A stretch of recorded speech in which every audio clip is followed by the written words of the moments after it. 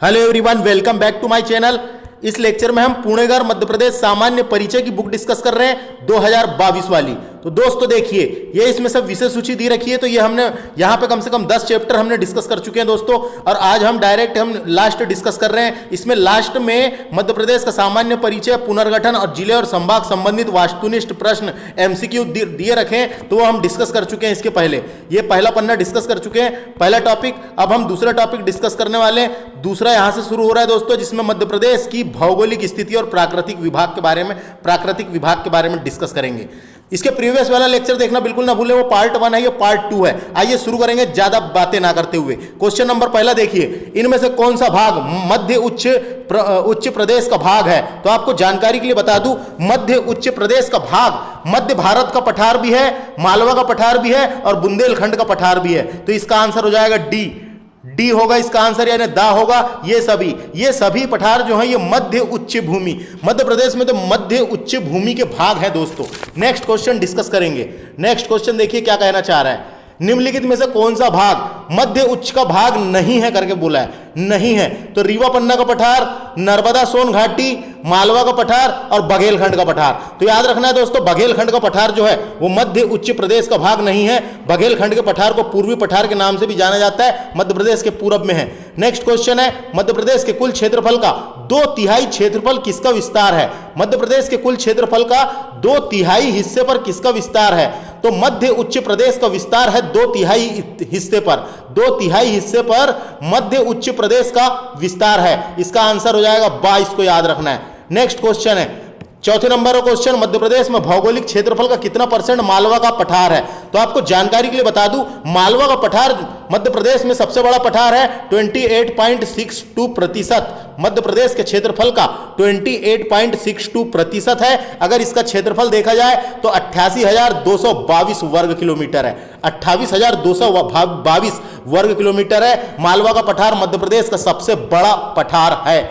Next बात करेंगे, अगला क्वेश्चन है, मालवा की जलवायु को किसने विश्व की सबसे सर्वश्रेष्ठ जलवायु कहा है? तो फाहियान नामक चीनी यात्री, भारत आने वाला पहला चीनी यात्री फाहियान था। यह चंद्रगुप्त विक्रमादित्य के दरबार में, उज्जैन के राजा चंद्रगुप्त विक्रमादित्य के दरबार में आया था, और आने के बाद ये मालवा घूमा, और मालवा घूमने के बाद इसने देखा कि मालवा की जलवायु को ये फिर वापस गया चीन में जाके एक बुक लिखा और उसमें बताया मालवा 1 नंबर एरिया है। मालवा का राजा चंद्रगुप्त मौर्य है, यानी चंद्रगुप्त विक्रमादित्य है, मौर्य नहीं, सॉरी दोस्तों, विक्रमादित्य।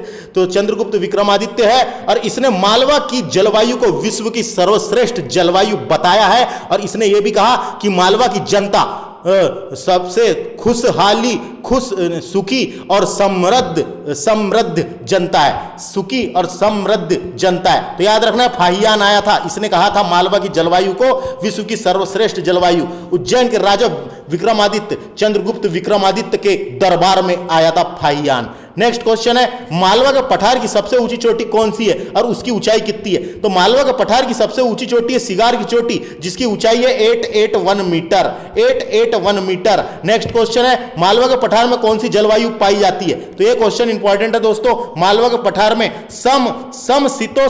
समशीतोष्ण जलवायु पाई जाती है। इसका आंसर होगा पहला, इसका आंसर होगा 1। अगर आपको पूछता है मध्य प्रदेश में कौन सी जलवायु पाई जाती है, तो मध्य प्रदेश में जो है मानसूनी उष्ण कटिबंधी मानसूनी जलवायु पाई जाती है। लेकिन यहां पे क्वेश्चन पूछा है मालवा के पठार में कौन सी पाई जाती है? तो मालवा के पठार में सम जलवायु यानी समशीतोष्ण जलवायु पाई जाती है। नेक्स्ट क्वेश्चन है, मालवा के पठार की चोटियों को आरोही क्रम से सजाना है। अवरोही क्रम से रखिए, क्या होगी? अवरोही का मतलब पहले बड़ी, उसके बाद फिर दूसरे नंबर की, फिर तीसरे नंबर की। तो आपको जानकारी के लिए बता दूं, मालवा के पठार की सबसे ऊंची चोटी सिगार की चोटी, उसके बाद दूसरे नंबर की जानापाव की चोटी जहां से चंबल नदी निकली है, और तीसरी चोटी है हजारी की चोटी। यह हजारी लिख दिया है, यह छजारी है, छजारी की चोटी। समझ में आ गया? मालवा के पठार की सबसे ऊंची चोटी सिगार की चोटी है, दूसरे नंबर में जानापाव की चोटी है, तीसरे नंबर में हजारी की चोटी है। छजारी की चोटी है, तो 3 चोटी, इसका आंसर पहला सही होगा। नेक्स्ट क्वेश्चन, मालवा के पठार की ढाल किस दिशा में है? तो मालवा के पठार की ढाल जो है दोस्तों पूरे उत्तर दिशा की ओर है, जब भी तो मालवा के पठार से निकलने वाली जितनी भी नदियां हैं वो उत्तर की ओर बहती है, और चंबल नदी और जितनी भी नदी है और सब यमुना में जाके मिल जाती है। समझ में आ गया? इसका आंसर क्या होगा? उत्तर की ओर। नेक्स्ट क्वेश्चन है, मालवा के पठार की दक्षिणी सीमा का निर्धारण कौन करता है? तो मालवा के पठार की दक्षिणी सीमा का निर्धारण नर्मदा नदी करती है दोस्तों। मालवा का पठार और नर्मदा नदी और उसके नीचे क्या है? सतपुड़ा पर्वतमाला। इसका मतलब बीच में मालवा का पठार और सतपुड़ा पर्वतमाला के बीच में बहती है नर्मदा नदी। मालवा के पठार के दक्षिण में क्या है? तो नर्मदा नदी है, याद रखना है। दक्षिणी सीमा का निर्धारण नर्मदा नदी करती है। नेक्स्ट क्वेश्चन है, निम्नलिखित में से कौन सी नदी का उद्गम मालवा के पठार से नहीं हुआ है? तो आपको जानकारी के लिए बता दूं, काली सिंध का भी उद्गम मालवा के पठार से हुआ है, चंबल नदी का उद्गम भी मालवा के पठार से हुआ है, बेतवा नदी का उद्गम भी विंध्याचल की पहाड़ी से हुआ है, लेकिन वो मालवा के पठार का हिस्सा एक प्रकार का। तो इसका आंसर हो जाएगा डी वाला, इन सभी, इनमें से सभी का हुआ है। इसका आंसर क्या होगा? डी। नेक्स्ट क्वेश्चन है, मालवा के पठार की पश्चिम की ओर बहने वाली नदी कौन सी है? तो आपको जानकारी के लिए बता दूं, पार्वती नदी उत्तर की ओर बहती है, काली सिंध नदी उत्तर की ओर बहती है, चंबल नदी उत्तर की ओर बहती है, लेकिन माही नदी जो है ये धार जिले की विंध्याचल की पहाड़ी से निकलती है, पूर्व से पश्चिम की ओर बहती है। मालवा के पठार के पश्चिम की ओर बहती है, पूर्व से पश्चिम की ओर बहती है, खंबात की खाड़ी में जाकर गिर जाती है, कर्क रेखा को 2 बार काटती है। कर्क रेखा को 2 बार काटने वाली नदी माही नदी है, इतना याद रखें बस। नेक्स्ट क्वेश्चन देखिए, मालवा के पठार का क्षेत्रफल और कितना है? तो मालवा के पठार का क्षेत्रफल जो है 28.62% है, जो 88,222 वर्ग किलोमीटर है ना। सबसे बड़ा पठार है मध्य प्रदेश का, इसका आंसर सी होगा, याद रखना है, इसका आंसर सी होगा। नेक्स्ट क्वेश्चन है, इनमें से कौन सा पठार मालवा के पठार में है? इनमें से कौन सा पठार मालवा के पठार में है? तो सोनवाड़ा का पठार भी मालवा के पठार में है, उमरवाड़ा का पठार भी मालवा के पठार में है, और काटेल का पठार भी मालवा के पठार में है। इसका आंसर डी होगा, डी, सभी मालवा के पठार में। नेक्स्ट क्वेश्चन है, इनमें से कौन सा पठार अवनालिका अपरदन से ग्रसित है? तो आपको जानकारी के लिए बता दूं, अवनालिका अपरदन को गली इरोजन भी कहते हैं, इंग्लिश में गली इरोजन भी कहते हैं। अवनालिका अपरदन से ग्रसित है मध्य भारत का पठार। चंबल नदी के द्वारा अवनालिका अपरदन बनाया जाता है। अवनालिका अपरदन की समस्या सर्वाधिक मुरैना जिले में है। जो वर्षा का जल, जो मिट्टी के द्वारा, वर्षा का जल के द्वारा जो मिट्टी बह जाती है और नदियों में जाकर मिल जाती है, तो वहां बड़े बड़े गड्ढे बन जाते हैं, खड्डे बन जाते हैं, उसी को अवनालिका अपरदन कहते हैं। तो अवनालिका अपरदन का प्रमुख कारण वहां पे वो वनों की कटाई है ना दोस्तों, वनों की कटाई है। अवनालिका अपरदन से ग्रसित है कौन सा? मध्य भारत का पठार। और पूछा कौन सी नदी में अवनालिका अपरदन बनता है? तो चंबल नदी में बनता है। नेक्स्ट क्वेश्चन डिस्कस करेंगे, मध्य प्रदेश के कुल भौगोलिक क्षेत्रफल का कितना % भाग में मध्य भारत का पठार है? तो मध्य भारत का पठार कितने % भाग में है ये बताना है हमको। तो 10.68% भाग पर मध्य भारत का पठार है, जो 32,896 है यानी वर्ग किलोमीटर है। कितना? 32,896 वर्ग किलोमीटर है। तो मध्य भारत का पठार 10.68% भाग पर है, इसका आंसर पहला होगा, है ना। सॉरी, मालवा कह रहा हूं, मध्य भारत का पठार, इसका आंसर पहला होगा दोस्तों। नेक्स्ट क्वेश्चन है, मध्य प्रदेश के किस पठार में सबसे कम वर्षा होती है? तो सबसे कम वर्षा होती है मध्य प्रदेश में भिंड में। सबसे कम वर्षा होती है मध्य प्रदेश के भिंड के गोहद तहसील में, और भिंड और गोहद आता है मध्य भारत के पठार में। तो मध्य भारत का पठार में सबसे कम वर्षा होती है दोस्तों, याद रखना है। और मध्य प्रदेश में सर्वाधिक वर्षा किस क्षेत्र में होती है?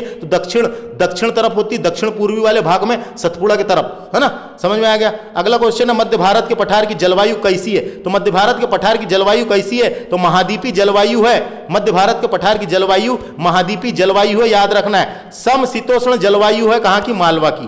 तो ये सब याद रखना है। नेक्स्ट क्वेश्चन है, मध्य भारत के पठार को किस नाम से जाना जाता है? तो मध्य भारत के पठार को अर्ध प्रदेश भी कहते हैं, उप अर्ध प्रदेश भी कहते हैं, सम अर्ध प्रदेश भी कहते हैं। इसका आंसर होगा कौन सा?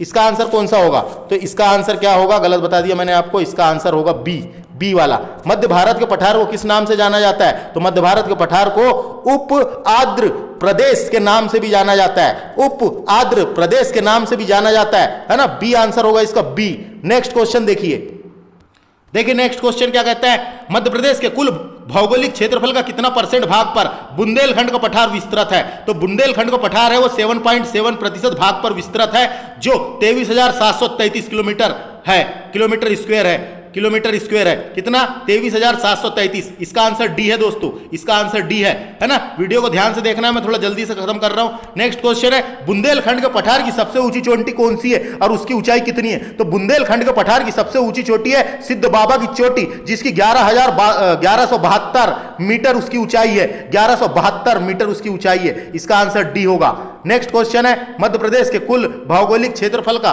कितने परसेंट भाग में रीवा पन्ना का पठार का विस्तार पाया जाता है? देखिए नेक्स्ट क्वेश्चन है, रीवा पन्ने के पठार का विस्तार कितने परसेंट है करके पूछा है। तो रीवा पन्ना का पठार का विस्तार 10.37% है, जो 31,955 किलोमीटर है दोस्तों। 31,955 किलोमीटर है। तो इसका आंसर क्या हो जाएगा? पहला वाला इसका आंसर होगा, फर्स्ट, है ना। नेक्स्ट क्वेश्चन है, रीवा पन्ना के पठार की सबसे ऊंची चोटी कौन सी है? तो रीवा पन्ना के पठार की सबसे ऊंची चोटी और विंध्याचल की सबसे ऊंची चोटी है सद्भावना शिखर। सद्भावना शिखर का ही नाम है गुडविल। सद्भावना शिखर को ही गुडविल कहा जाता है, गुडविल की चोटी। और इसी का एक नाम है कालू मार की चोटी, कालू मार की चोटी, है ना। ये सद्भावना शिखर दमोह जिले में है दोस्तों, दमोह में है ना। ये तो इसका आंसर क्या होगा? डी होगा। इनमें से सभी, ये सभी रीवा पन्ना के पठार की सबसे ऊंची चोटी है। नेक्स्ट क्वेश्चन है, रीवा पन्ना के पठार की सबसे ऊंची चोटी कौन सी है और उसकी ऊंचाई कितनी है? तो रीवा पन्ना के पठार की सबसे ऊंची चोटी कौन सी है पूछा है इसने, कौन सी है? तो बता रहा हूं मैं आपको, सद्भावना शिखर सबसे ऊंची चोटी है, सद्भावना की चोटी, जिसकी ऊंचाई 752 मीटर है। इसका आंसर पुणे करने और पीईबी की एग्जाम ने सद्भावना दिया था, जबकि इसका आंसर ये भी हो सकता है गुडविल, है ना, क्योंकि सद्भावना को गुडविल कहते हैं।